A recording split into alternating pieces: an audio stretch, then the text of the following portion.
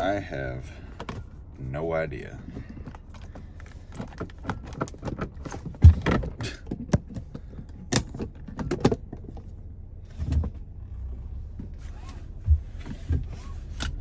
All right.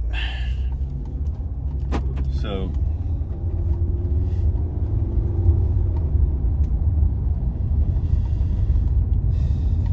hello. It makes sense to focus on the bottom of my bag and the top of my bag simultaneously and kind of find my way into the middle. There's a lot of different things that are changing and coming into play, but we are about to go see my friend Paris. It's a really, really smart club fitter. And somebody that I've known for a couple of years and has been there for me a lot. In a lot of different ways. I just sometimes have more questions than I can have time for at any given time. And so Paris is a club fitter that understands the launch monitor numbers better than pretty much anybody I've ever known. And he has a pretty special talent to kind of look at the numbers, what's going on, and find a path of least resistance to a way where you're going to be able to take advantage of those numbers rather than trying to override them. I really believe that the launch monitor is a crucial part of my practice that I'm kind of missing, but I also think that it's a part of my practice that I have to earn, and I don't feel like I'm quite there yet, if that makes sense. But a part of the journey that I'm on, like what I'm working towards, is having a launch monitor, having it implemented into my practice day in, day out. I want to be able to go to the golf course and play 9 holes with the launch monitor, picking up my shots. And like, I think that's, I'm just interested in seeing what happens if you take it that direction. I don't want to control everything. I don't want to feel like, it's not FOMO, it's just more or less curiosity. And it would be nice to, if I am playing well, to have my numbers when I'm playing well, so that if I'm not playing well, you can kind of go back and look at, you know, maybe you were hitting up 8 degrees on it when you're driving it well, me, and when you're not, you're only hitting up on it 2 degrees.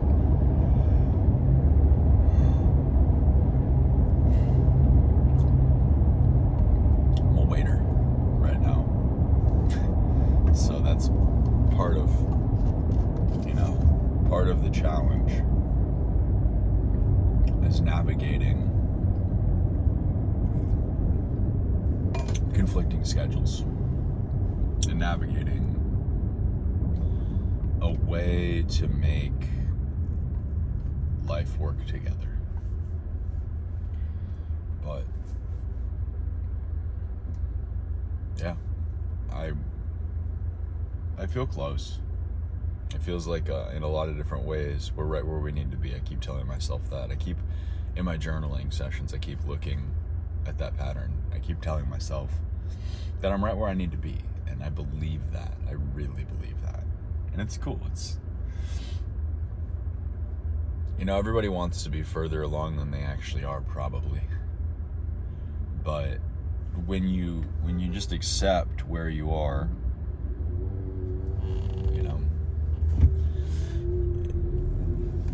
it opens the door for gratitude.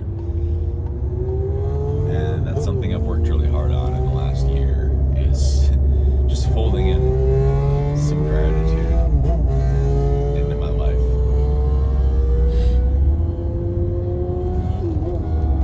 It's a fun challenge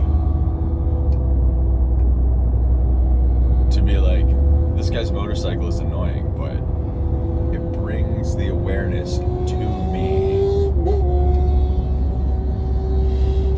to appreciate the opportunity to recognize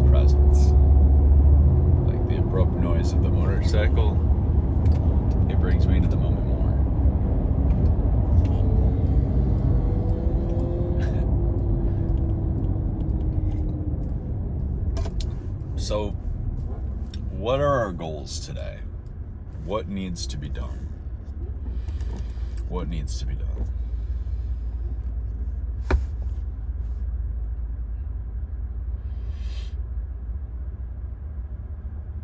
My leg hurts. I'm not proud to admit it because of how much soft tissue work I do. How much I already do on my joints and my body. And then for me to lay my head down in bed at the end of the day and know that my hamstring hurts if I just fire it a little bit, like, it creates a level of discrepancy in my existence, because I feel on one hand like I know all of this stuff, and on the other hand, do I really know it? Because the shit's not getting better. So, and I wish I understood why it's not getting better. It's like a mystery. I have this tissue that's screaming all the time. But you wouldn't know it by watching me play. I mean, you can see it a little bit. I kind of like bias my weight back to my trail leg a little bit. I obviously, like, it shifts my path or my face or something. But again, it's like, this is where I believe I can prove with Paris that, like, if you start worrying about your face or your path, like one thing, so many other things kind of have to change along the way that you end up getting in your way more than you help yourself. And so that's one of the dangers of launch monitors, is it's like that hyper awareness factor. It makes you, I would say, too aware sometimes.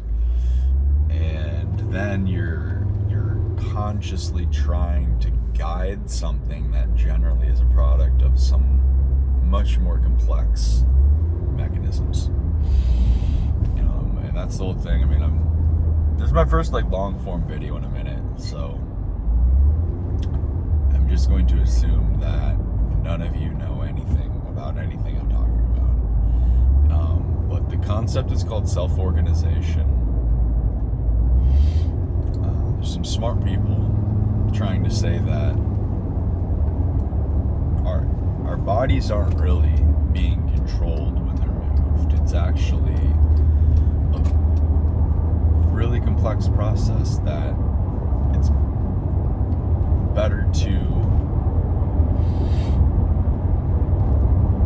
as your body moves to a place, it's kind of scanning itself for its exposure to potential injury.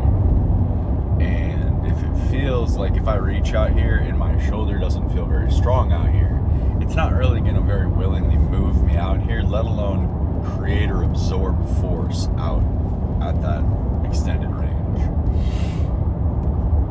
So the pattern is dictated by the tissue's capacity. And that's where we're at. I mean, it's like, rather than work on the pattern of the golf swing, we're working on the tissues. And we're working on the pattern in the fly, like on the golf course, in the moment. I'm still having to hit a low cut into the wind, so it's going to require a certain pattern. You can't hit up on it 8 degrees with a launch angle of 12, like that wouldn't work. But what you can do is calibrate when you step into a shot and your body feels the wind and it feels the requirement to hit a low shot. The neural pathways start to talk that would bring out that pattern. I mean, as your brain is seeing the low shot, it's kind of sending a little buzz to the neurons in your body that control the musculature that would hit a low shot. And if you try to hit a low shot, something's probably gonna be off. And there's so many different variables in every shot that every time something's going to be off. So you're never going to get it all to match.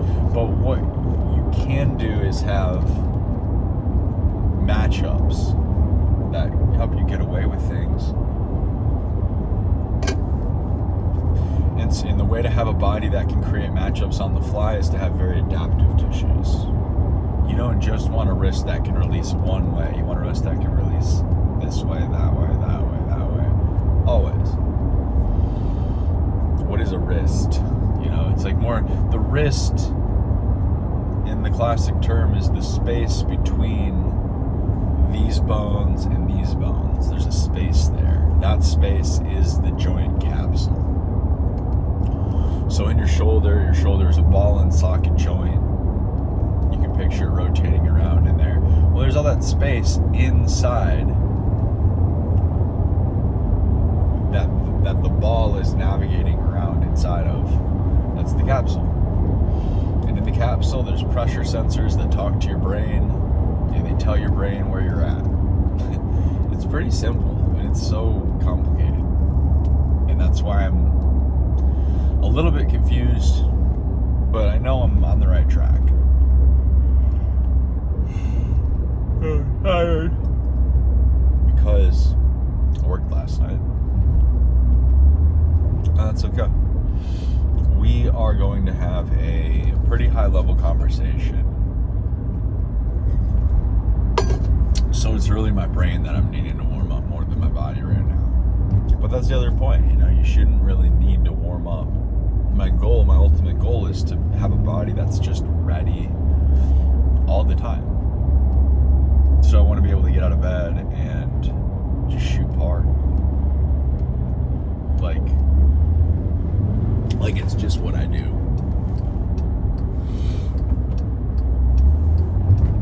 Orlando's got crazy drivers, bro. There's just no way around it. You just have to be aggressive too. So, back to the goal. I'm paying attention to Joe Mayo. I think he's an incredibly smart person. And I think what he's saying is pretty interesting. And what's interesting is I've studied Brett Rumford quite a bit and kind of had noticed him doing that. I didn't know that that's what I was watching him do, was moving his center of mass forward to control the angle of attack. I didn't know that's why he was doing it, but I saw this very clear drifting forward in the backswing. And I have videos of me trying it from like a year, even 2 years ago. I've been fucking with this, and I just wish I had known why I was doing what I was doing so that I would feel better about it and know that being steep is okay. Being steep's okay. So, you know, and that's it too. It's like your body, in order to hit the ball steeply, your nervous system, your brain need to trust that you're going to be able to expose your elbow, for example, to that steeper angle of attack and handle the brunt of that small explosion that happens in your, you know what I mean? It's not an explosion, but think about the impact. Like there is absolutely a traumatic event, you would call it, like on a maybe microscopic, I don't know what's the difference, macro or micro,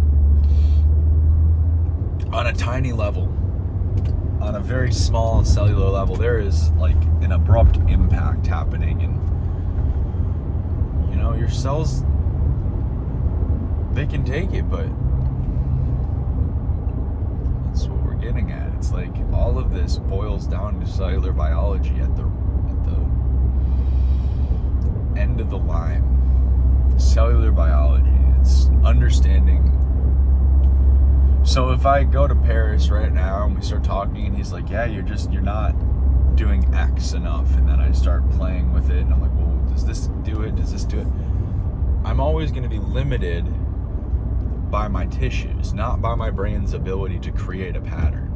I mean, they're kind of chicken and egg, but it's like the pattern will be limited by the tissues, period. can't move where you can't move. So I'm just in this process of trying to identify optimal techniques, identify the lines of pain and tension as I move into those, I move where I should be,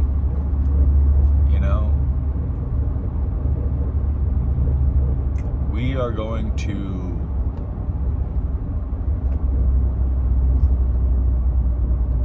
I don't want to say surgically because I'm not getting a surgery. But I want to surgically approach the pain I have two spots. It's my elbow. It feels like it's bruised right now. And that's it. So it's like, so why, if I am in pain, why are we going to hit balls? Exactly. I don't know. That's where I'm at. Like because I can't seem to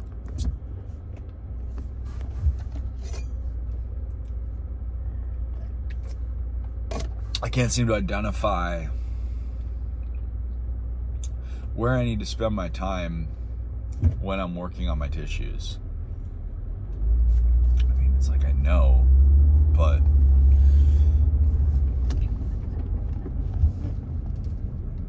yeah, and ultimately, I mean, I just really would like to see my numbers, if that's the goal. We're looking for some certain metrics. And I just want to see how far off I am from those metrics, like baseline. Because for all I know, I'm already hitting shots like this, and I just don't even know it because I've never been calibrated.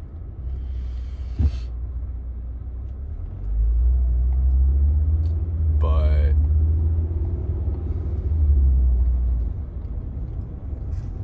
yeah, it's just a step. It's a step. But I do feel really lucky that I know Paris, and I feel lucky that we have a little bit of time together to just, get on the same page.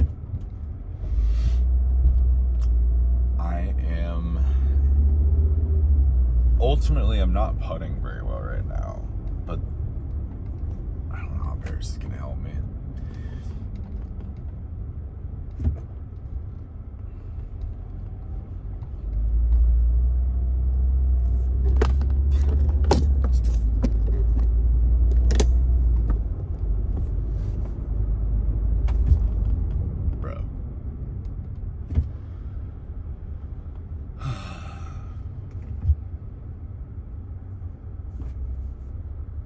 Lots of resorts in Orlando to navigate.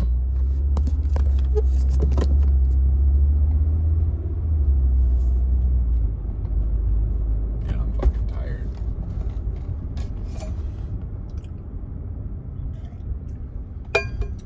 We're gonna take a nap today.